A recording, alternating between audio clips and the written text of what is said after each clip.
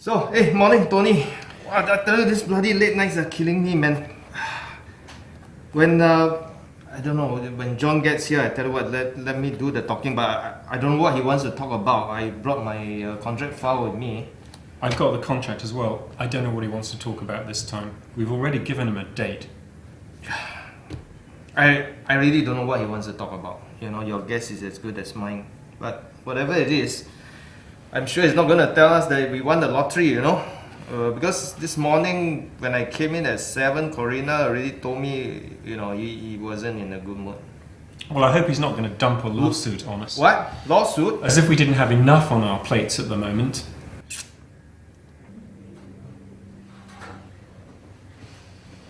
Morning. Okay. Okay. Thank you very much for seeing me on short notice. I know you guys are very busy, so let me just get straight to it. Anything for you, John? You know, we've been doing business for so long. Thanks. How can we help? Yeah, thanks. Basically, my technical people are telling me that delivery now for this lovely vessel of ours is June at best, let alone January, which is what you previously promised. Excuse me. How did you arrive at this kind of decision, conclusion? Well, it's very simple. My technical team was on the spot, and there's a stack of reports here that tells you exactly what is what.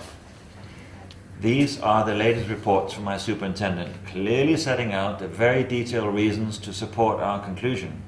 Additionally, your financial circumstances are evident. In the grand scheme of things, Expert has yet to provide us one single good reason to believe that it will be able to meet its delivery obligations. This is the point. Our liquidity issues were known to you in 2011. It's completely unfair for you to raise them now.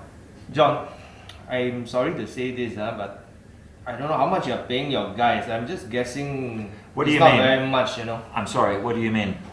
Well, as far as I can tell, you know, from my guys from the yard, your guys are not doing very much. You know, they're just a bunch of bludgers. You know, every night go karaoke and all that, and I don't think that you're getting an accurate picture, John.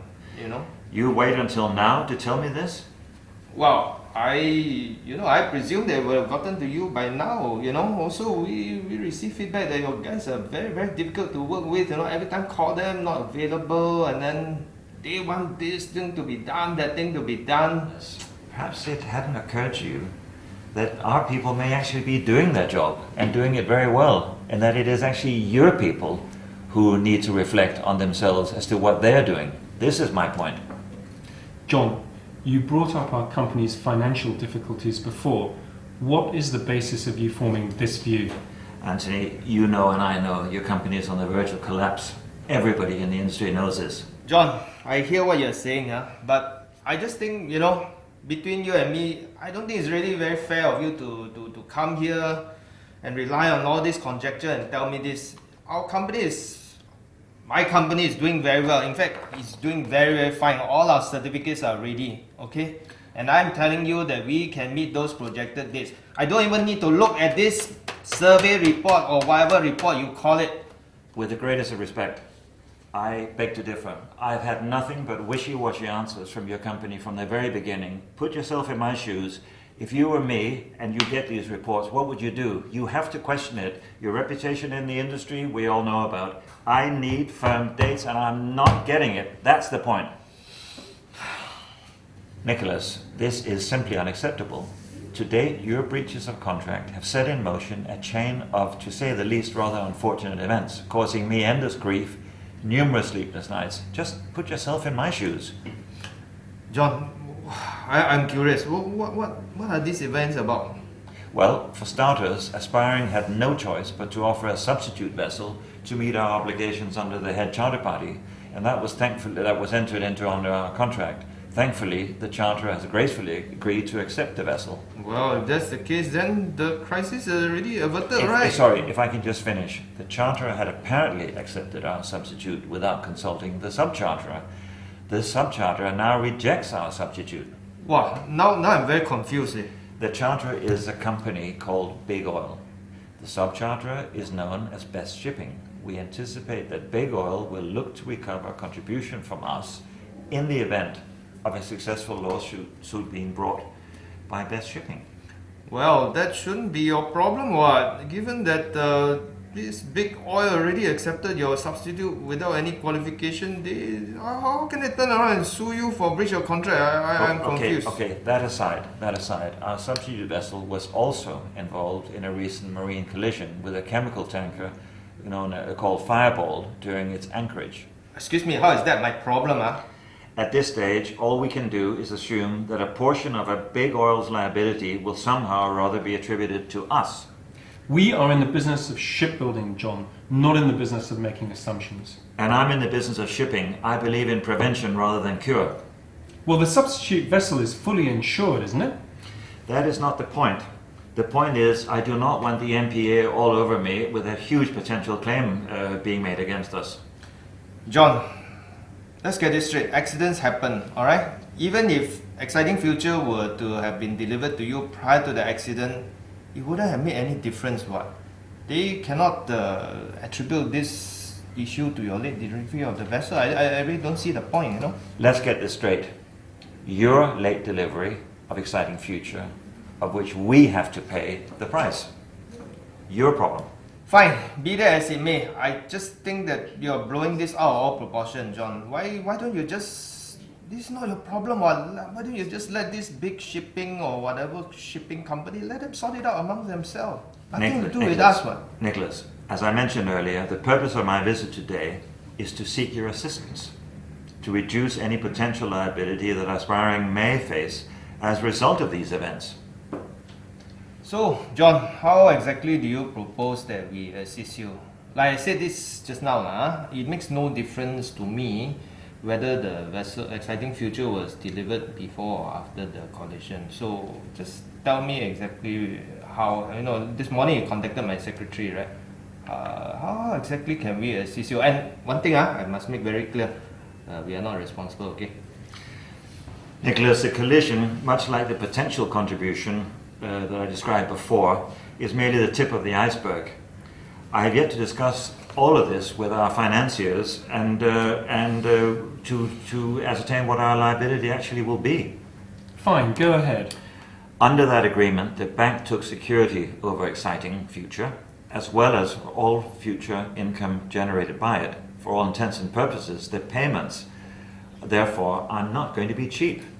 You mean the future income of Exciting Future? Yes. Therefore, if you fail to meet the deadline of January 2014, Aspiring will have no choice but to dig into its own pocket for the second time. And as a prudent businessman, I just cannot allow this to go on. Okay, understood. We're very reasonable people. Tell me what we can do to allay your concerns. It's very, very simple. We need a formal confirmation from expert stating that Exciting Future will be delivered before the end of January 2014. End of story. I can see what you're doing here, John. No, it cannot be done. Correct me if I'm wrong. You stated with such certainty at the beginning of this meeting that you are ready to comply, and yet you're now taking a completely contrary stance. What are you actually trying to prove here? John, whatever we have given you thus far is whatever we are prepared to do. Based on our previous projection, I'm convinced that expert is of the view that Exciting Future will substantially be ready for delivery by the end of January. It's always been my position. You're repeating again and again what I already observed in all the emails. I've heard all this before. I didn't come to this meeting to hear the same old stuff. John, my friend, I don't think that anything above what we have provided you thus far is absolutely necessary to improve your situation. As I mentioned earlier, most of your concerns are founded on, what's this word? Conjecture, yeah. Right, this discussion has come to an end. You'll be hearing from my lawyers within the next week. And furthermore, the contract is terminated, and I will be instructing solicitors also to call on the refundment guarantee. Thank you very much, gentlemen. Hello, on what grounds may I ask? On the grounds that we can and we will. Oh yeah, if you insist, well, in that case, I tell you what, John, you listen to me. We are going to counterclaim against you for your wrongful termination of the contract, okay? And all the costs that we incurred in building this damn ship of yours, I tell you. Slow down, guys. There must be an amicable way of solving this. Why don't we take a minute? John, I'm not an unreasonable guy, okay? But I tell you, you really hurt me, you know. You come to my office, you make all these unreasonable demands to me, you know, to appease your silly insecurity, and then now you dare to threaten me with litigation, for exercising my right to refuse them. You got some nerve, you know. Save it for the witness stand, okay? Thank you. That went well. Nonsense. Even if we fail to deliver by January, Tony, they have no grounds to terminate the contract now. By doing so, I think John is just digging his own grave, you know. Also, you know, what about those charter party? What have they got to do with us? We never had any knowledge of them from the beginning. It's nonsense, talking. Got it, sir. I'll tell Kay to file a notice of arbitration right away. What do you want to do about the refund guarantee point? Wow, that one, I tell you better stop them immediately, okay? I don't trust that guy, you know. You better get Kay to file an injunction. Yes, sir. Okay, set.